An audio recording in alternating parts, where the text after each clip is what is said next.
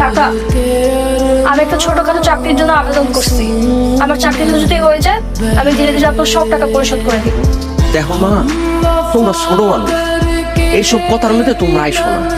ভাবি একটু সাইডে আসেন, আপনারা একটু পার্সোনাল কথা ভাবি।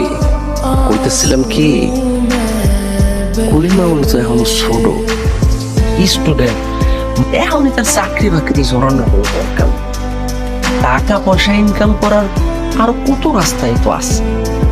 এই যেমন ধরেন, আপনি মাঝে মাঝে একটু আমার বাসায় গেলেন, একটু চা রান্না করলেন, দুইজনে মিলে বসে একটু চাটা খাইলাম, একটু সুখ দুঃখের গপ সপ করলাম। কাকা, আপনারা তো আমার বাবার কথা ভাবছিলাম, আপনি তো একটা জাত হারামি। এই জন্যই আপনারা কইছিলাম যে কথাবার্তার মধ্যে বাচ্চা কাচ্চু গাড়ানোর দরকার নাই। আপনি থাকলে এত কথা কয়ে লাভ নাই। 4 মাসের ভাড়া বাকি আছে, ভাড়াটা দেন, 7 মাসে বাড়িটা ছাইরে দিবেন। এটা আমার ফাইনাল কথা, আমি আজকেই টুলেট লাগাই।